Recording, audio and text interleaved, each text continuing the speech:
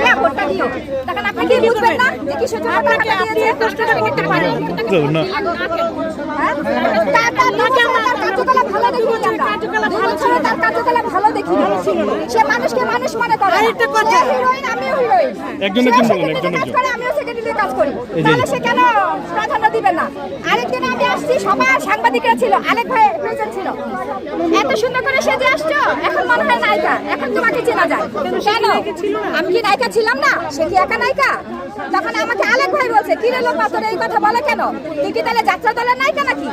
আরেকটা কথা আমি বলতে যাচ্ছি একদম স্পষ্ট, সেটা হচ্ছে জায়েদ খান যখন নির্বাচনে পাস করলো, তারপরে কিন্তু সেই চেয়ারটা দখলে আসলো, সে রিড করে, গতবারও রিড করছে, এবারও কি দীপজল ভাইয়ের মতো একটা বয়োজ্যেষ্ঠ লোক, তাকে তুই করে বলার, আমি তুই করে বলার রাইট নাই। এবং সে একটা কথা সবসময় বলে যে আমি ন্যাশনাল অ্যাওয়ার্ড প্রাপ্ত নায়িকা। ন্যাশনাল অ্যাওয়ার্ড প্রাপ্ত নায়িকা তো অনেকেই আছে, কপিও আছে, ছাত্র আছে, অনেক বড় একটা আছে, সবাই তো আমাদের সিনিয়র। কপি আপু সামনে রাখো, নতুন রোজিনা সবাই ন্যাশনাল অ্যাওয়ার্ড প্রাপ্ত। এত তো ঢোল পিটায় বাজায় না যে আমি ন্যাশনাল অ্যাওয়ার্ড প্রাপ্ত।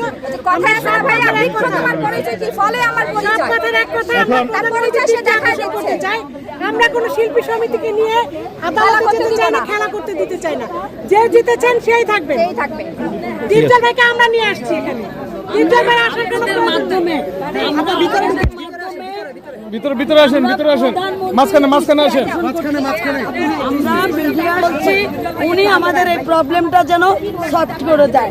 আমরা শিল্পীরা রাজপথে নামতে চাই না, আমরা সম্মানে ভাবে বাঁচতে চাই। আমাদের প্রধানমন্ত্রী এটা অবশ্যই প্রবলেম সলভ করে দিবে।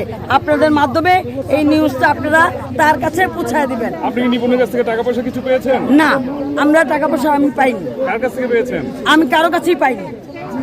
কে পেয়েছে নিপুণের কাছ থেকে? আমি সেটা জানি না। অনেকে অভিযোগ করছে নিপুণের কাছে টাকা পয়সা পেয়েছে। যারা পেয়েছে তারা বলছে। আরেকটা যে মেয়ে যে ওর সাথে থাকে, যে জেসমিন, ও হচ্ছে একটা ক্রিমিনাল টাইপের, ক্রিমিনাল। আমার বুম লাগানো নেই, এই কারণে আপনি আগান। প্রত্যেকবার মানুষের প্যানেল থেকে পাস করাই আমরা, এরপরে আমাদের নিয়ে গুটি করে কেন? আমাদের নিয়ে গুটি করবে কেন এই মেয়ে? কি গুটি করে? গুটি করে যে এই মেয়ে থাকতে পারবে না, নিপুণের কাছে কারণে ঘেঁষতেই দেয় না। নিপুণ কি হয়ে গেছে? আমরাও আর্টিস্ট, সেও আর্টিস্ট।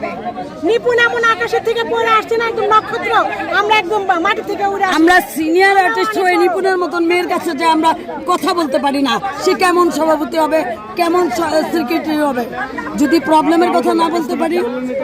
উনি বলেছেন যে দেতাব সাহেবকে বলেছেন, দেতাব ভাই একজন সিনিয়র আর্টিস্ট আমাদের, সে অনেক বড় একজন সরকারি কর্মকর্তা, তাকে সে বলেছে যে সে কি ন্যাশনাল অ্যাওয়ার্ড প্রাপ্ত কোনো অভিনেতা? এই প্রশ্নটা সে করেছে। উনি ন্যাশনাল অ্যাওয়ার্ড প্রাপ্ত অভিনেতা না, ঠিক আছে, কিন্তু উনি তো প্রডিউস করেছেন, অনেক ছবি করেছেন, অনেক ছবি প্রডিউস করেছেন, অভিনয় করেছেন, নাটক করেছেন। চিনে না কেউ? সবাই চেনে, জিয়া তাইবকে সবাই চেনে।